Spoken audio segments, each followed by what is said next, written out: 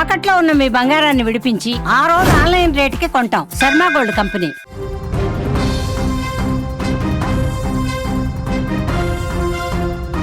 కాకినాడ జిల్లా సామర్లకోట మండలం వేట్లపాలెంలో భారీ పేలుడు సంభవించింది. అక్కడి ఒక బాణాసంచా తయారీ కేంద్రంలో ఒక్కసారిగా మంటలు చెలరేగడంతో భారీ ఎత్తున శబ్దంతో పేలుడు జరిగింది. ఈ పేలుడులో 18 మంది అక్కడికక్కడే సజీవ దహనమయ్యారు. మరొక 15 మంది పరిస్థితి అక్కడ ఇంకా వాళ్ళు గల్లంతై ఉన్నారు. ఇంకొక 15 మంది ఆచూకీ తెలియాల్సి ఉంది. ప్రస్తుతం అక్కడ భీతావాహ పరిస్థితి కనిపిస్తోంది. ఎవరైతే పేలుళ్లలో తీవ్రంగా గాయపడ్డారో, మంటల్లో కాలిపోయిన వాళ్ళని బస్తాల్లో మోసుకెళ్ళిపోతున్నారు. వాళ్ళు అరుస్తూ ఏడుపులతో పెడబొబ్బులతో దద్దరిల్లిపోయింది. ఆ ప్రాంతాన్ని మీరు వీడియోలో చూడొచ్చు, నా పక్కనే కనిపిస్తున్న దృశ్యాల్లో చూడొచ్చు. అక్కడ పొగలు అలుముకున్న ఆ ప్రాంతాన్ని చూస్తే అక్కడ పరిస్థితి ఏందో మీకు చాలా స్పష్టంగా కనిపిస్తుంది. అంతేకాదు ఇంకొక 15 మంది వరకు ఆచూకీ తెలియాల్సి ఉంది.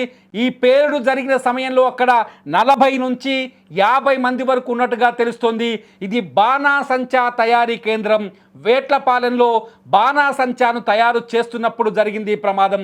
అంబులెన్సుల ద్వారా గాయపడ్డ వారిని స్థానిక ఆసుపత్రికి తీసుకెళ్తున్నారు.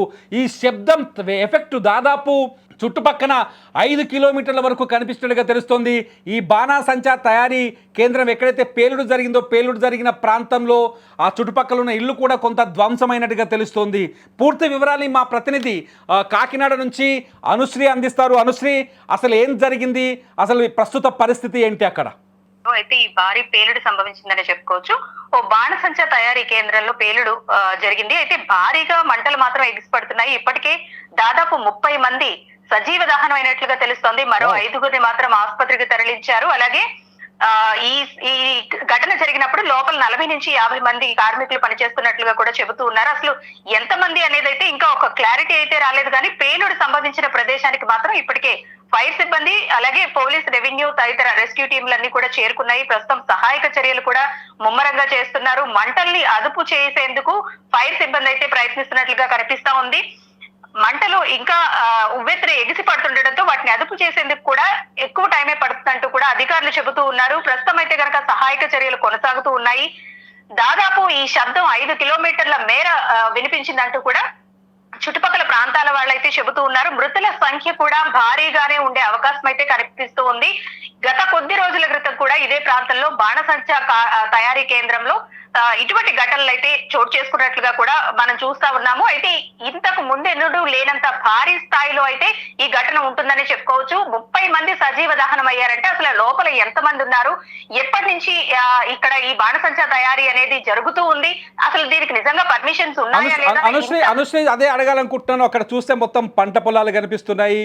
పంట పొలాల మధ్యలో తగలబడిపోతున్న కొన్ని ప్రాంతాలు, ఆ కొట్టాలు తగలబడిపోతున్నట్టుగా కనిపిస్తుంది. అట్లాగే ఆ పక్కనే ఒక ఊరు కనిపిస్తుంది. విజువల్స్ లో చూస్తుంటే ఆ బోర్డు వచ్చేసి శ్రీ సూర్య ఫైర్ వర్క్స్ అని కనిపిస్తుంది.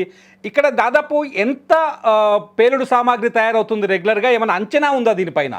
దీనికి సంబంధించి ఒక అంచనా అయితే ఇంకా అధికారులు అయితే ఎవరు కూడా చెప్పే పరిస్థితి అయితే లేదు. దాదాపు చాలా కాలం నుంచి కూడా ఇక్కడ ఈ ఫైర్ వర్క్స్ అనేవి కొనసాగుతూ ఉన్నాయి. గతంలో ఈ ప్రాంతంలోనే ఫైర్ యాక్సిడెంట్ అయినప్పుడు కూడా కొన్ని నియమ నిబంధనలు అయితే పెట్టారు. కానీ వాటిని ఉల్లంఘించి ఈ బాణసంచా తయారీ జరుగుతుందా అన్న అనుమానాలు అయితే వ్యక్తమవుతూ ఉన్నాయి. ఎందుకంటే గతంలో ఎప్పుడూ లేనంత భారీ స్థాయిలో పేలుడు జరగడం, అలాగే పేలుడు దాటికి దాదాపు 30 మంది చనిపోవడం, అలాగే లోపల ఎంత మంది ఉన్నారనేది ఒక క్లారిటీ లేకపోవడంతో అధికారులు కూడా ప్రస్తుతం తలలు పట్టుకుంటున్న పరిస్థితి. మంటలు కూడా పూర్తిగా అదుపులోకి రావట్లేదు. అసలు దీనికి సంబంధించి ఒక క్లారిటీ అయితే రావాల్సి ఉంది. దీనికి నిజంగానే పర్మిషన్స్ ఉన్నాయా, ఎప్పటి నుంచి ఇక్కడ తయారు చేస్తున్నారు, ఎంతమంది కార్మికులు ఉన్నారు, ఎటువంటి సేఫ్టీ మెజర్స్ ఫాలో అవుతున్నారు అనే దానికి సంబంధించి కూడా ఆర్డీఓ మలిబాబు ఘటనా స్థలానికి చేరుకునే పరిస్థితి అయితే కనిపిస్తా ఉంది. వాళ్ళు మాట్లాడితే తప్ప ఈ ఘటనకు సంబంధించి ఒక పూర్తి క్లారిటీ వచ్చే అవకాశం అయితే లేదు. అనుశ్రీ, కొద్దిసేపటి క్రితం అంటే మనకు అందిన సమాచారం ప్రకారం 18 మంది అని చెప్పాం, కానీ మీరు చెప్తున్నారు 30 మంది వరకు చనిపోయి ఉండవచ్చు అని చెప్పేసి. మొత్తం ఎంతమంది ఉన్నారు ఈ ప్లాంట్లో ఈ బ్లాస్ట్ జరిగిన సమయంలో? దాదాపు 50 మంది కార్మికులు రోజు కూడా ఇక్కడ పనిచేస్తారంటూ కూడా చుట్టుపక్కల ప్రాంతాల వాళ్ళు చెబుతూ ఉన్నారు. అయితే 30 మంది సజీవ దహనమైనట్లు, ఈ పేలుడు దాటికి మృతదేహాలు కూడా చెల్లా చెదురుగా పడ్డాయంటూ కూడా దగ్గరుండి చేసిన వాళ్ళైతే చెబుతూ ఉన్నారు. మనం కూడా విజువల్స్ లో చూసుకోవచ్చు. బాగా కాలిపోయిన, బాగా ఇంజ్యూర్ అయిన వ్యక్తులు కూడా బయట మనకు కనిపిస్తానే ఉన్నారు.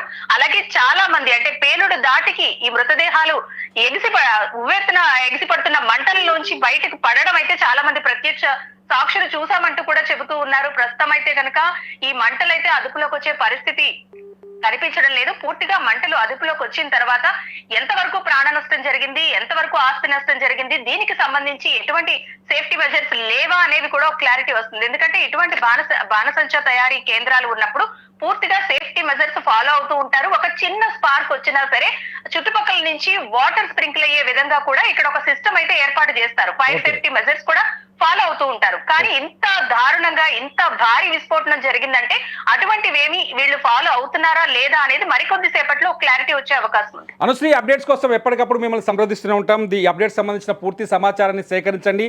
మా అనుశ్రీ అందిస్తున్న సమాచారం ప్రకారం ఇప్పటివరకైతే ఒక 30 మంది వరకు మరణించినట్టుగా కొంత సమాచారం అంతోంది. దీని ఇంకా ధృవీకరించాల్సిన అవసరం ఉంది. అక్కడ ప్రత్యక్ష సాక్షులతో మా ప్రతినిధి అనుశ్రీ మాట్లాడిన సందర్భంలో అక్కడ ప్రత్యక్ష సాక్షులు ఇచ్చిన సమాచారం ప్రకారం 30 మంది వరకు చనిపోయినట్టుగా మనకు కొంత సమాచారం అంతోంది. దీన్ని ధృవీకరించాల్సిన అవసరం ఉంది. ప్రస్తుతానికైతే అధికారికంగా 18 మంది మరణించినట్టుగా క్లారిటీ వచ్చింది.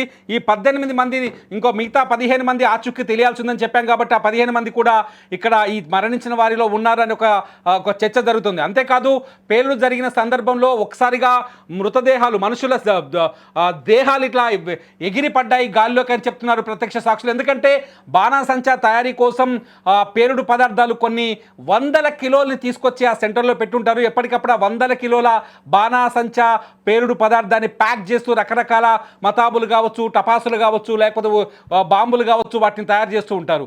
ఈ తయారీ క్రమంలోనే చిన్న అగ్ని కణం వచ్చి తాకినా, లేకపోతే పొరపాటున స్పార్క్ వచ్చినా అది పేలిపోయి ఆ ప్రాంతం అంతా ఒక్కసారిగా శ్మశానంగా మారిపోతుంది. ప్రస్తుతం ఆ శ్మశాన వాతావరణాన్ని మనం చాలా స్పష్టంగా చూస్తున్నాం. ఈ బాణాసంచా తయారీ కేంద్రాల్లో ఎటువంటి పేలుడు జరిగినా ఆ పేలుడును అదుపు చేయడానికి కొంత స్ప్రింక్లర్స్ కావచ్చు, లేకపోతే ఫైర్ సేఫ్టీ విధానాలు ఉన్నప్పటికీ కొన్ని చోట్ల అక్కడ నిర్వాహకుల నిర్లక్ష్యంతో, లేకపోతే మొండిగా, గుడ్డిగా, బ్లైండ్గా ఏం కాదులేని ఒక గుడ్డి నిర్ణయంతో ముందుకు వెళ్ళిపోవడం వల్లే ఎక్కువ ప్రమాదాలు జరుగుతున్నాయి. గతంలో కూడా ఈ సామర్లకోట మండలం వేట్లపాలెంలో గతంలో కూడా ఈ ప్రమాదం జరిగింది. ఇప్పుడే కాదు, ఇప్పుడు 30 మంది మరణించారు. ఒకవేళ 30కి మరణాలు చేరుకుంటే ఇది గతంలో మన రాష్ట్రంలో ఎప్పుడు ఎక్కడా జరగని అతిపెద్ద ప్రమాదంగానే చెప్పాలి. ఎందుకంటే ఇంత దుఃఖాన్ని కలిగించే వార్త గతంలో మనం ఎప్పుడు వినలేదని చెప్పాలి. ప్రస్తుతం అక్కడ సిచ్యువేషన్ చాలా బాధాకరంగా కనిపిస్తుంది. మీరు విజువల్స్ని ప్రత్యక్ష ప్రసారం ద్వారా చూస్తున్నారు.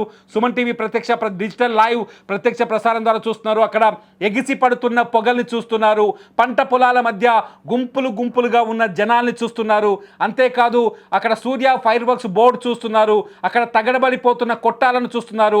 ఆ కొట్టాల కింద మళ్ళీ పేలుతున్న ఆ పేలుడు పదార్థాలను చూస్తున్నారు. ఎందుకంటే పేలుడు పదార్థాలతో పాటు రెడీగా ఉన్న బాంబులు కూడా ఇందులో ఉంటాయి, టపాసులు ఉంటాయి, రకరకాల ఏదైతే మన దీపావళి, దసరాకి కానీ ఇతర ఫంక్షన్స్లో పేల్చడానికి తెచ్చుకునే టపాసులు అవన్నీ రెడీగా ఉంటాయి. అవన్నీ ఒక్కసారిగా పేలినట్టుగా స్పష్టంగా కనిపిస్తుంది.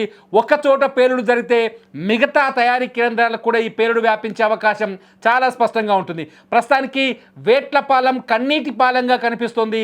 వేట్లపాలెం శ్మశానంలా కనిపిస్తుంది. వేట్లపాలెంలో బూడిది పూర్తిగా వెదజల్లి కనిపిస్తోంది. పొగలతో తగలపడిన శవాలతో కనిపిస్తోంది. ఎగిరిపడిన మృతదేహాలతో కనిపిస్తుంది. వేట్లపాలెంలో కన్నీరు వరదై పారుతుంది. ఈ బ్లాస్ట్కి సంబంధించిన బ్లాస్ట్ పైన ప్రభుత్వం అక్కడికి హుటాహుటిన చేరుకుంది. అధికారులు హుటాహుటిన చేరుకున్నారు. స్థానిక ప్రజాప్రతినిధులు కూడా సంఘటనా స్థలానికి చేరుకున్నారు. అక్కడ సహాయక చర్యని ముమ్మరం చేశారు. అంబులెన్సులు అక్కడ గాయపడ్డ వారిని వెంటనే స్థానిక ప్రభుత్వ ఆసుపత్రికి తరలించే ప్రయత్నం చేస్తున్నారు. గాయపడ్డ వారి సంఖ్య 40 నుంచి 50 మంది. పేలుడు జరిగిన సమయంలో 40 నుంచి 50 మంది ఉన్నారు కాబట్టి గాయపడిన వారి సంఖ్య కూడా మరింత పెరిగే అవకాశం చాలా స్పష్టంగా ఉంది. ప్రస్తుతానికి కాకినాడ నుండి అందుతున్న ఈ బాధాకరమైన వార్తకు సంబంధించిన అప్డేట్స్ ఇవి. మరింత సమాచారం కోసం మరి మాకు చూస్తూనే ఉండండి digital live, Suman TV digital live. కాకినాడకు సంబంధించిన మరింత సమాచారాన్ని మీ ముందుకి తాజాగా తీసుకురాబోతున్నాం. చూస్తూనే ఉండండి డిజిటల్ లైవ్.